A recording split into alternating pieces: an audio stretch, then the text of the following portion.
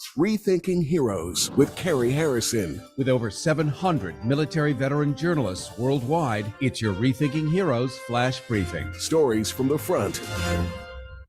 Cary Harrison with you with your Rethinking Heroes Flash Briefing, an update on national defense news and stories affecting service members, veterans, and all the rest of us. Well, the Army is changing the way it measures body fat on soldiers to make sure that its force remains fit for duty. When a soldier's weight is too much in relation to their height, the Army has relied on measuring the soldier and then using a complicated equation to determine if they have too much body fat. The measurements were taken at different locations for men and women, and soldiers often complained that it was inaccurate, and they were right. A study from the Army found that the tape test was only right about 65% of the time. Imagine if your blood pressure was only right about 65% of the time, you might die. This is just the weight. These are just the armed forces. And most often in the soldier's favor, no matter what the tape said. In other words, recruitment is tough, so that tape is too short, too long. Who knows? Who cares? During difficult recruiting times, creative math must be able to dismiss what the eye can plainly see. Ultimately, this can have a deleterious effect on a soldier's ability for accurate self-awareness, discrimination, nuance, and accuracy, particularly important when live in the field.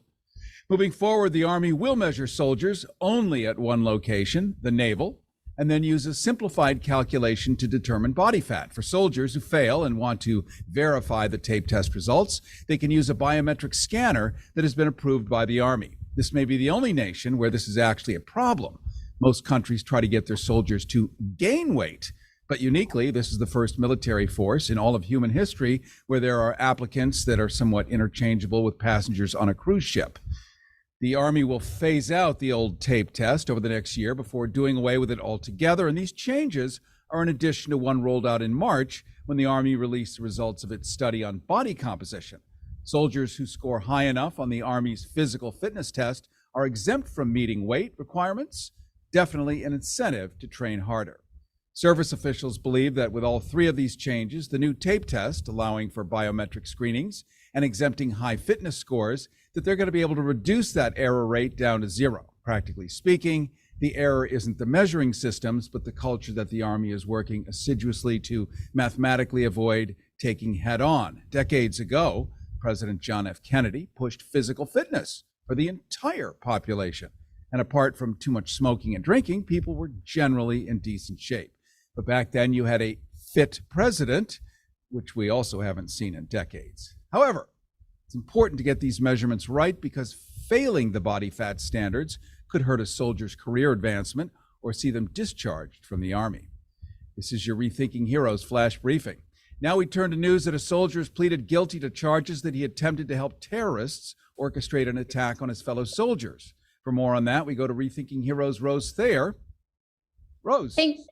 Thank you, Cary. From Austin, Texas, this is Rose Thayer reporting for Rethinking Heroes. Army Private Cole Bridges had been consuming anti-American propaganda online when he began communicating with someone he thought to be an ally of the terrorist organization ISIS. He was actually speaking to an FBI informant. During these conversations, Bridges expressed frustration with the military and his desire to work with ISIS instead. He also offered advice on how to attack New York City.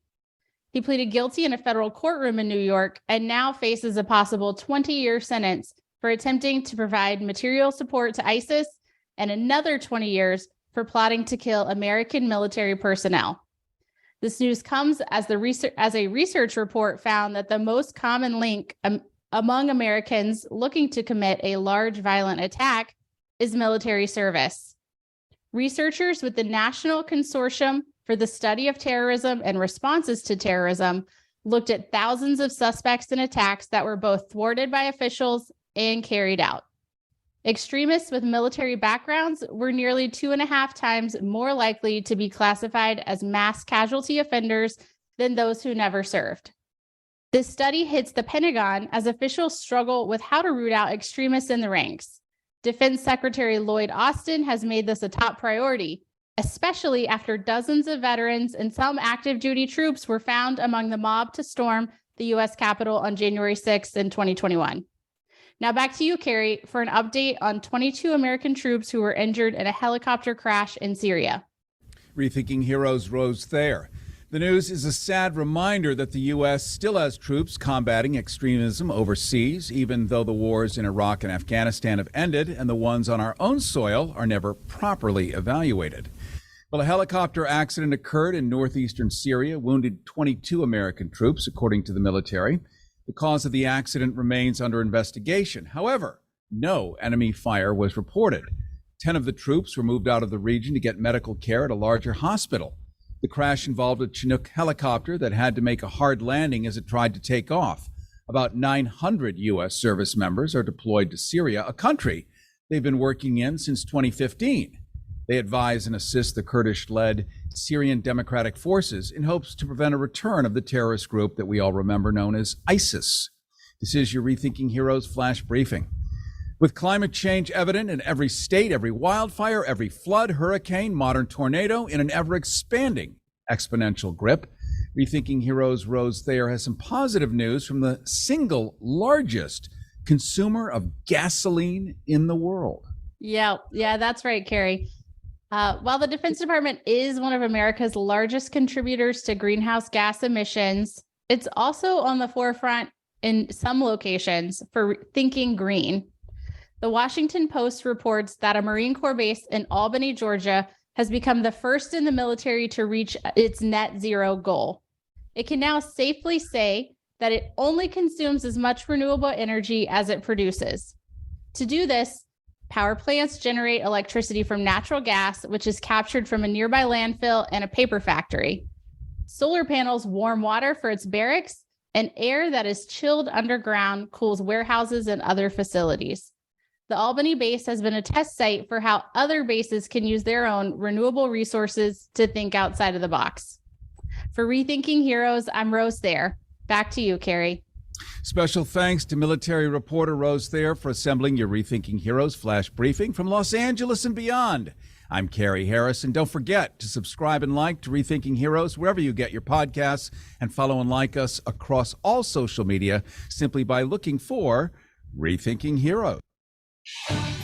Rethinking Heroes with Cary Harrison. RethinkingHeroes.com. Cary Harrison here with an exciting radio gift benefit just for you. Rethinking Heroes has found one more way to help not only vets, but people like you. This is radio giving back for all the time you've spent with us. Rethinking Heroes has found an angel partner who's created a downloadable, fee-free discount pharmacy card to give you up to 90% off many of your meds. It's pegged to government-listed prices, so my $250 Lipitor is only $13. Unlike GoodRx, this bypasses the middleman. It's our Rethinking Heroes Capital RX thank you card with no fees ever, no credit cards, no expiration dates, no cookies, no tracking. Perfect for the modern listener like you dealing with a busted medical system. So accept this thank you gift and download your fee-free cards now at RethinkingHeroes.com. RethinkingHeroes.com. That's RethinkingHeroes.com. By the way, if this isn't a good reason to love this radio station, show me a better one. Cary Harrison with you. This is Rethinking Heroes, RethinkingHeroes.com. We are going to be giving some love and some nods today to our flagship station, KPFK, that has gone above and beyond, as always, to provide impossible information that does not simply exist anywhere else. Find this on any NPR station, you won't. Find this on any commercial talk station, you won't. Find this anywhere else, even in newspapers, you really won't. So what we're doing here is unique. I think we all know right now about our former president, after special counsel Jack Smith charged Donald Trump with 37 counts of retaining classified information, 37 counts of retaining classified information and obstruction of justice. Now, if that were you, you, Mr. or Mrs. Listener, or Ms. or whatever, you with the ears on either side of your head, if you had gotten 37 counts of retaining classified information and obstruction of justice, you would be so deep in the slammer, I don't care how many lawyers you might think might be somewhat interested, unless you had really deep pockets, you'd be screwed, locked up, key thrown away, Gulag City. But you're not Donald Trump. And he kept 31 classified documents at Mar-a-Lago at his residence. His residence. Is that what you call that? I want where I live to be called a residence. I reside there with golf courses, pools, maids. Please, let's just call it what it is. It's a resort. So from his resort, he attempted to hide all of these documents from federal law enforcement. Really did attempt to hide them. The indictment includes damning evidence, including the transcript of what appears to be a confession from Donald Trump himself, the former president of the United States of America, a confession that he took the war plans, includes nuclear codes and everything else, that he could have declassified as president, but chose not to. That would be the definition of naughty in probably anybody's encyclopedia, anybody's lexicon, but we'll see kind of how that plays out. My view is that nothing really major will happen. Here's why. If you actually go after a U.S. president, you have now opened a door that will never be closed. You can retroactively go after Bill Clinton. I mean, they went after him when he was there, but why not go after him just for anything else? Cigarette that he ground out, of the pot, the joint he never inhaled. I mean, really go after him retroactively. Why not just go into hospice and rip Jimmy Carter out of the bed and go after him too? You can go after everyone. You can exhume the bones of Dick Nixon. No, I think he died a statesman, so never mind that. But I think you see what I'm saying. That means the next president would be open season for actually having to toe the line, follow the laws, and there would be a word that we haven't used in government in a long, long time called accountability. And it seems that the president of the United States is above the law. It seems true enough. So what will happen to Donald Trump? Is this country ready to open those doors so the guy who runs this corporation, this giant corporation, actually has to be accountable? He's not allowed to keep nuclear war codes and other things in his residence for others to see, to not see, to sell, to put on eBay, to do whatever he feels like. Because, if you did it, treason. Yep, that's it. Nothing more to be said. But it's a kind of a special office, isn't it? Or it's a special office if you are loud enough. So Donald Trump's tricks, that's actually an acronym. Trump's tricks are called TRIMPs. His TRIMPs are simple. Make a lot of noise. Make so much noise. Plates spinning, cyclones swirling, hands this way, that way, prestidigitation, sleight of hand, facial movements, noises, sound effects, TV, newspaper, articles, social media, all swirling at a pace faster than anyone can imagine. Now, once upon a time, and when I say once upon a time, I have to speak with historical references because it seems to have been that long. But newspapers had full-time journalists, full-time investigative reporters, full-time analysts, full-time fact checkers, making real salaries, getting retirement, all of them gone. Boom. 2008, radio, this platform, radio, wiped out 65,000 full-time radio people. Now, when you were growing up, you remember your traffic guy was local, the news guy was local, they threw to this person or that person. All of them had real jobs, and they had real commitments, and they had real accountability. And with technology expanding, and this going back to, or we're going to actually be getting into this a little later, we're going to be talking about Pat Robertson. And I'm not going to take you down a rabbit hole with that yet, but we're going to bring on the great Greg Palast, BBC's Greg Palast, Guardian's Greg Palast, Rolling Stone's Greg Palast.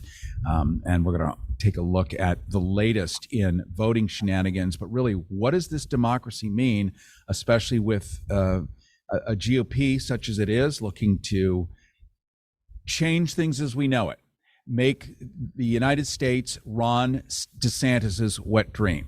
And if that doesn't frighten you, when neo-Nazis are waving literal swastikas, planting flags with wooden poles in the soil of Disney World in Orlando, Florida, Nazis standing there, and with Ron DeSantis' name everywhere, and he has no comment. Now, I don't know about you, but my great-grandfather, he fought those bastards, and he meant it. And he did it so that we wouldn't have to ever see that here on this soil. And now we're seeing it. And you know what? There is a conspicuous silence, except maybe right here, right now with you and me. But I don't see this being the headline in the New York Times with shock and awe, as it ought to be.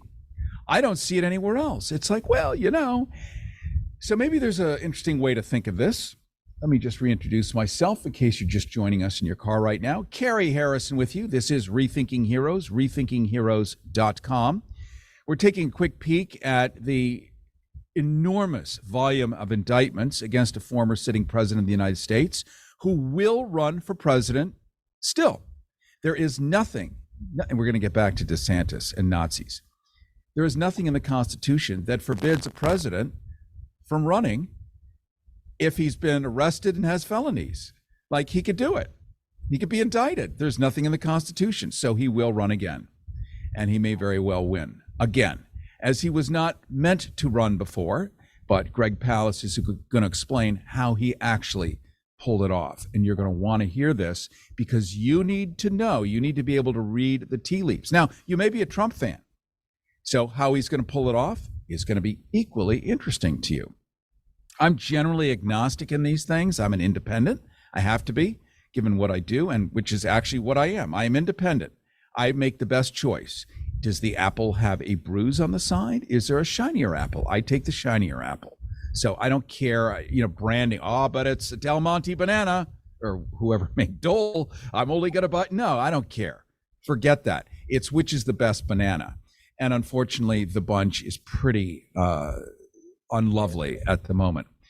So in talking about Nazism, and let's just talk about it. Let's just call it what it is. Guys standing with German helmets with giant swastika flags planted in the soil of Disney World. And remember, Disney that had a certain kind of special sovereignty as a Fortune 500 company in return for the promise that Walt made back in the 50s and 60s that he would bring in giant volumes of tourism, build an international airport, and flood the state with tourism dollars so that people didn't have to pay a state income tax and make the state a really cool place, the Sunshine State. And he delivered on that promise. And in return, he was allowed to pick the sheriffs, control basically the area that he managed. He also committed giant volumes of money. He's not a hero. I'm not celebrating him as a flawless hero, but generally speaking, he was a conservationist. Acres and acres, miles and miles of untouched, beautiful nature everywhere, all around Disney World. Lakes, recycling, they were among the first. So he did a lot of good stuff. He was a forward thinker. And what was Disney when you boil him down to what was Disney? Disney was a futurist, but not just a futurist. He was all about transportation. That's what he was. He was a train guy. That's it. What is the very first thing and the very only first thing we see at any Disneyland in Anaheim or any Disney World in Orlando? It's always transportation. It's monorails, which we'd never ridden a monorail before in our lives, had we? No. We'd never had, aerial cable car type funicular bizarre Xylebons floating over lakes before. No, never. That was Disney's magic. Sure, it was the magic condom. In other words, King Ludwig II's fairy castle from Bavaria, which he totally stole and didn't pay any royalties for and made piles of money, along with stealing the Matterhorn right out of the center of Switzerland. But who cares? It was about transportation. Thank you, Greg Palast, for smiling. I could see you on video. It was about transportation, and that was Disney's great creation. So all of it was about infrastructure. So when he developed the Reedy Creek Development District and got the permission to expand and build all of Orlando and make it a cool place, it was about infrastructure, transportation, airports, getting people in and out. Ron DeSantis, the governor of Florida, as you know, took away from a Fortune 500 company that has done a lot, took away that kind of interesting sovereignty that they had to control the environment, keep it clean, organize it, and has put it in kind of a weird receivership. We're not exactly sure what that is. But under that receivership, we now have swastikas, giant Nazi flags planted right into the soil of Disney World with Ron DeSantis signs behind them. That is on the government watch.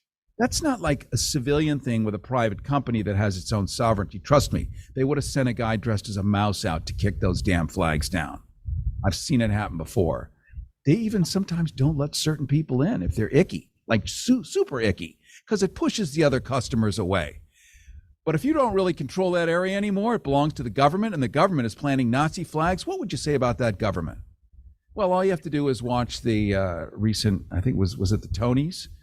Something like that. One of the award presenters was up there and referred to Ron DeSantis as the Imperial Wizard Oops. I mean, the governor of Florida. Thank you for saying it. Thank you for saying it. If you live in Florida or you intend to go, and you've already been cautioned not to go, because if you're an African American, it is considered officially by the NAACP as unsafe. It may or may not be, but it is inhospitable, because the second you step there, if you walk onto school grounds and claim that your ancestors might have been inducted here, brought here in chains, and there was such a thing as slavery, that is a third-degree felony. And if you're a teacher and you happen to mention it, you might go to the Hooskow. And worse, what if you have a gay nephew and you bring it up somewhere on campus, like in the cafeteria while slurping on Starbucks? Could be handcuffs. Under this guy, why not? Or better yet, have his private police force, the neo-Nazis all over the state of Florida, just come in and beat you up. You know, that's pretty effective and possibly not illegal. We're still not sure how those things are going to work out yet, because it's not, let's just say it's not illegal. It might be unlawful, but with gun shows every other day, who's to say? So the fun is just beginning. This guy wants to be your president. He's banking on the fact that Donald Trump is going to go to the slammer, which I don't think is going to happen. Because if you open the door and you start putting presidents in the slammer and holding them accountable, then nobody else is safe. And I mean the people under them, like all the senators, all the congressmen, all the way down the food chain, everyone being held accountable. I mean, I'm getting hard thinking about that, but it's never going to happen. Not in this country in its current state. But we're going to get into that with the great Greg Palast down the road in just a handful of minutes. I just want to finish up by saying it is a frightening place, a time in which we live. We never thought it possible that we would seriously be discussing these people running for president. And they happen to be Republicans. I'm not anti-Republican. I thought, my ancestor is Abe Lincoln on my mother's side. Yep, blood relative. I'm from Illinois originally. So I am not opposed to Republicans. There's certain Republicans that are awesome. There were some even in the 1950s, apparently. Eisenhower apparently was a pretty stand-up guy, a great general, and not a total rogue a-hole, was he? Well respected, for sure. But this current group are not, I think they're unpatriotic. That's the only way I can really describe it. People that don't like the Constitution, people that don't like the rule of law, people that don't like the 14th Amendment, people that don't like the First Amendment, unless it applies to them uniquely. This reminds me of, 1927 Berlin. And while we're at it, we can burn some books, ban some, but we're minutes from burning the books now that we've banned them. I mean, what are we going to do with all these banned books? They're piled up in the parking lot. I have an idea. Pull out my Zippo. Yeah, you get it. Just wait. It's going to happen under Ron DeSantis. He has to bring up the volume, bring up the technicolor of it all, and really inspire the mobs. And it's easy to do that when you're part of a mob. And I'm part of a mob. I didn't vote for it. I didn't ask for it, but I am now part of a mob. When I don't know what kind of future, do I ever have a retirement? No. Nope, don't ever have a retirement. What does the future really look like? Do you remember going for a job back as a kid or whenever, when they would say, where do you see yourself in 5 years? You could fairly objectively guess where you might be in 5 years. Can you actually say today where you're going to be in 5 years? I don't know, in a grocery cart, in a tent, could be Trump's mansion cleaning. I mean, really, I don't know. 5 years, I have no idea. Will there be medicine? I happen to be what used to be called in code, and we're going back to code now, a friend of Dorothy. You're like, what the hell does that mean? That's a festive American. If you catch my drift. I can't even say it because this show will end up as a podcast in Florida, and I could have committed a third-degree felony and be arrested for admitting I'm part of the human race in one of its various flavors. That said, how could I know in 5 years if I go to Florida? How would I know if I'm even allowed to get medicine? Because guess what? They took it away. They took it away. If you're transgender, let's not look at the fantasy transgender. Let's look at the popular one, formerly known as Bruce Jenner. Okay? Everyone admires that guy, Olympiad. He realized for all these years that there was a woman inside, and he decided to release it. So most people respect her. Most people respect the process. Most people don't question. Everyone knows that an alligator is born female. Frogs can go male, female, multiple times during their lifetime. They have found that fruit flies, and you'll have to pardon my humor here, but fruit flies can switch sexual orientation multiple times in 1 hour, up to 5 times in 1 hour by raising and lowering the temperature. So this is a natural phenomenon, but Ron DeSantis wants to make that illegal. It is illegal to discuss it. It is illegal to admit it on a school campus and many public buildings, and it becomes a third-degree felony. Now, for a person that would want to be the president of the United States, e pluribus unum, and be in charge, the great defender of the Constitution, the First Amendment. In fact, the only amendment he likes is the Second Amendment, the right to shoot and kill those whom he doesn't like. This is a real problem for you and me. I don't care how you vote. I don't care if you do ever vote. But he's banking on one thing. Florida and Arizona, and we're going to go there in just a minute via Greg Palast. I'm teasing you now. I'm teasing you that he's coming on. They both uniquely have something that the other states don't have. One, they both have significant size. Two, they have the oldest population demographically anywhere else in the country. Florida has the most amount of 80-plus white people, and so does Arizona. And when you have a governor that knows that every Mildred and Hector is going to show up and vote no matter what, if they have to get in their wheelchair, they will vote. And he has promised them the life of the 1950s again. And who doesn't want to live in the 1950s? Tax rates were 92%. Everyone was suspected of being a communist. Homosexuality was illegal. In fact, there was no range of motion, whatever. And if you got laid, you got punished. And that's it. And there was no freedom of speech, and you watched I Love Lucy and shut up. So who doesn't want to return to that? If you're 86, let me tell you something, and I know we have people that are 86 listening, and you will agree. The older we get, the more vulnerable we feel. And I look at my grandmother at 95 on an airplane, sitting next to some young dude. He was probably 30, and he was tall, and his leg went over and his knee touched her, and she clutched her purse. And let me tell you, she was freaked out.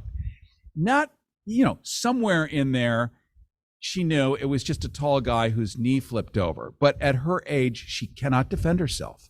So the older we get, the more vulnerable we get. And when we feel vulnerable and we're told that everyone is out to get us, the blacks are out to get you, the gays are grooming. I don't know what that means. But I think grooming means combing your hair. But apparently it means something different to Ron DeSantis. He would know, because he is the only straight man I have ever met in my life who thinks about two dudes going at it when the lights go out 50, 60, 70 times a day. Now, you're listening right now. You're a straight guy. How many times a day do you think about two dudes going at it? Okay, we're going to run the clock. Hands up. 0. Nobody. Okay, come on, seriously. You're straight like Ron DeSantis. You must think about it at least 80 times a day, 150. Oh, let's add in children, shall we? because he's obsessed with the genitalia of little children, boys, girls, doesn't really matter. No, you don't think about that at all. Why? Because it's not on your radar. If you know what okra is, it's a kind of slimy, nasty. I know some of you love the gumbo, but I hate okra. So much so that it means nothing to me. I can walk into Ralph's, I can walk into Pavilions, I can walk into any grocery store, and there can be freezer cases full of okra. There can be fresh okra laying out in front of me for a penny. We're giving away okra today. I don't even see it. Why? Because it's not interesting to me. It is not part of my language, my natural language. So I actually don't see it. Just like you, as a straight guy, never think about two dudes going at it. Never. Not on the radar. But if your governor, the guy running for your president, is so obsessed with this, well, imagine what he dreams about. Imagine what he does in the shower. He wants to be your president. Now, it's not that that's good or bad. What's really bad is the hypocrisy of it. That should scare the living diddly out of you, because he's lying to you in such a way that is so wildly dangerous. He's inciting Nazis. I mean, this is really sick mental illness here. Okay, I'm done. Cary Harrison with you. This is Rethinking Heroes, rethinkingheroes.com. God, I feel good. I just do. What can I say? Don't forget to follow us across all social media, wherever you get your podcasts, and like us, like Sally Field. Like us. Why? Because Mark Zuckerberg has ordered you to do so. It means nothing for you to be on Facebook unless you like someone. That is the only metric that matters in life. Liking people whom you've never met and never will meet again. Liking stories that you haven't even read, but just like them, because it really helps Mark Zuckerberg. So do him a big favor. He's only up to $136 billion now. His wealth increased 73% during the pandemic. So he's got needs too, and you need to be a little less self-centered. So like everything that's connected to Rethinking Heroes and help Mark Zuckerberg today. All right, how's that for a beautiful moment, for a lovely and delicious segue? And we're in just a moment going to come to Greg Palast here on Rethinking. Rethinking Heroes with Cary Harrison. rethinkingheroes.com. Okay, it is 34 minutes past the hour. With me is Greg Palast, known for his investigative reports for The Guardian, BBC Television, Rolling Stone, and his string of New York Times bestsellers, including The Best Democracy Money Can Buy and Billionaires and Ballot Bandits. I love a good quadruple alliteration. His latest film, Vigilante, Georgia's Vote Suppression Hitman, narrated by Rosario Dawson, produced by Martin Sheen. Greg Palast and his hat have been seen on over 2,000 media appearances, Pacifica Radio Network broadcasts, this show many times, his weekly election crimes bulletin, and Greg is known for complex undercover investigations spanning 5 continents, from the Arctic to the Amazon, from the Congo to California, using the skills he learned over 2 decades as an investigator of corporate fraud. God, we need that again, don't we? I'm going to say those 4 words again because they're so delicious. Investigator of corporate fraud. Ooh, would that we had that still. Well, we do in him. And he did that on behalf of the U.S. Department of Justice. Would that we had that again. 20 attorneys general and governments from England to Brazil. Greg Palast, who earned his degree in finance at the University of Chicago, yep, the same one, studied under Milton Friedman and has led investigation of multi-billion-dollar frauds in the oil, nuclear power, and finance industries for governments on 3 continents. He has an academic side, you know. He's the author of Democracy and Regulation, a seminal treatise on energy corporations and governmental control. There's some light nighttime reading, let me tell you. And that was commissioned by the United Nations and based on his lectures at Cambridge University and the University of Sao Paulo. Greg, how much do we love him? I mean, I'm going to go on a little more because you're just not convinced yet. Greg Palast is patron of the Trinity College Philosophical Society, an honor previously held by none other than Jonathan Swift. We know him as the author of Gulliver's Travels, Essays on Man, and Oscar Wilde, who was wild with an E at the end, and fun. Greg's writings have won him the Financial Times' David Thomas Prize. Greg Palast won the George Orwell Courage in Journalism Award. George Orwell, banned in the state of Florida. And Greg Palast won the George Orwell Courage, this podcast being heard in Florida probably, banned, third-degree felony. But he won that for his BBC documentary, Bush Family Fortunes. We all remember that. And he has received the Global Editors Award for Data Journalism and International Reporter of the Year from the Association of Mexican Reporters. Doggedly independent, undaunted by power. Palast stories bite. They're so relevant, they threaten to alter history. That's what the Chicago Tribune said. His bestsellers have been translated into only 24 languages and films broadcast worldwide. Greg Palast, welcome to Rethinking Heroes. I think you're muted, my friend. I think maybe you're still muted. We're going to find out. We're tweaking that. Anyway, I'm just going to give you a quick bit of good news. I am just going to ask the control room. Can you hear me now? I hear you now. Yes. All right. I did want to warn you, though, Cary, that last night I served asparagus with pesto. It was the way of grooming people for okra.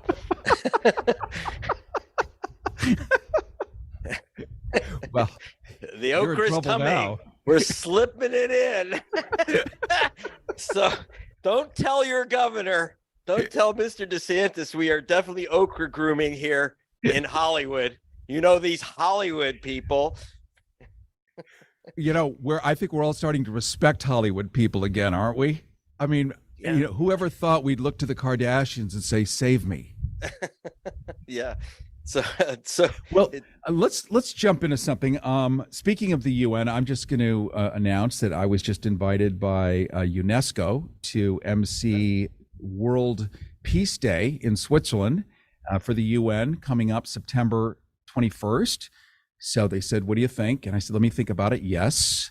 So I'm going to do that, and we'll record a bunch of cool stuff. But people like Greg and what we do here, it matters. And this is kind of the point. It actually matters. And Greg, we're going to get into Arizona, which I so lovingly painted a picture of old people who vote. But I wasn't kidding, was I? No. By the way, congratulations on emceeing Peace Day. Then we have 364 days of war days. So, and I'm not emceeing those. But I'm leaving that up to the grown-ups. But we'll take a break for a day. I think that's a great idea. I'm all for it. Grooming people for peace. This is we can get into this. Right? It's like a whole barber shop of progressive terror, and all this grooming going on. So I was just in Arizona. I can't show you my disguise. I was at a Cary Lake rally, and wearing my flag draped cowboy hat. I kid you not, because I was working undercover for our film that we've been working on, Vigilante. And also the Election Crimes Bulletin, which you hear weekly on the Pacifica Network. So I was trying to get inside, and there was a special guest that you would be very interested in, Mr. Harrison, which is if you remember the guy with the horns coming out of his head. Oh, the one dressed as an elk. Who was sitting in Nancy Pelosi's desk, otherwise known as the QAnon shaman. Because he had his sign, "I was sent here by Q." And he was featured at the Cary Lake rally. He had just gotten out of federal prison like 4 days before. And, so that as soon as you get out of federal prison he was convicted of insurrection and the violence of January 6th. Of course, that made him a superstar at the Republican rally. But his horns apparently were shaved off because he had his head covered in a flag bandana, so they must have just lopped off his horns. But this is actually the terrible thing about it is that this is the new glorification of violence. It's very concerning. Instead of the Republican Party saying, "Whoa, we have nothing to do with nutcases like that, horny boys now without their horns. We don't want anything to do with them." Instead, the guy gets out of federal prison for his violence against the United States government. and the United States democracy. And he's the big hero at this GOP rally. Very concerned about this. And we're seeing this new rise in the glorification of violence and the threats of violence. In fact, Cary Lake, she used her phrase, if they want to arrest Trump, they're going to have to come through me and 73 million Americans. By the way, there are more than 73 million Americans. Your math is way off, Cary, but I think that she only counted those who voted for Trump. That's right.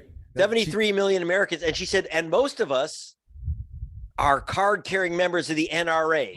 I didn't think that she was saying we're card-carrying members of the NRA because it's like, like we're the ACLU or the NAACP. We're gonna march. I don't think that's what she was talking about. By you have to look out for 73 million NRA members because they're carrying more than their cards.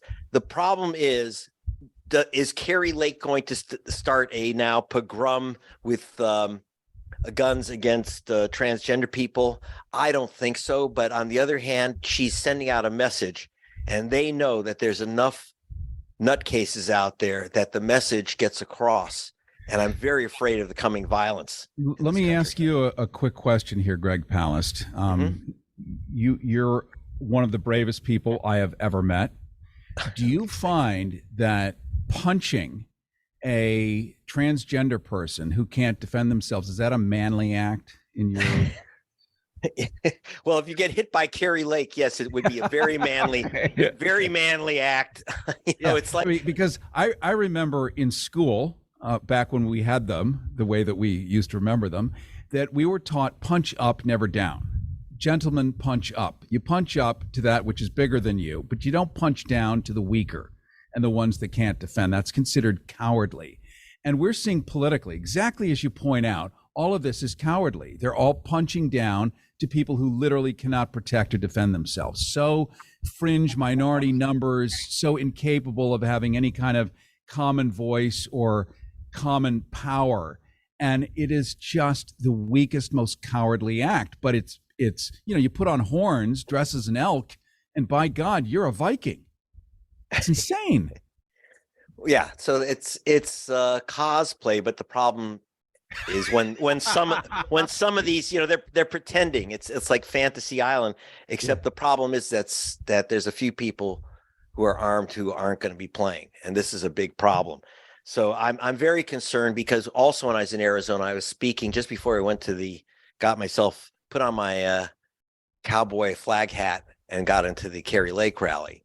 I did speak with some of the leadership of the Hispanic voting rights community, where at the drop boxes, the ballot drop boxes in Arizona, in Hispanic communities, they had a group of vigilantes armed to the teeth. So these guys, remember, you have open carry in Arizona. It's just like the Wild West. So you literally have guys with, gun belts, et cetera. And they stand next to those drop boxes and they start asking Hispanics, you better be a citizen or you're going to go to prison. They start threatening people, questioning them. And of course, it's scary. These people have guns.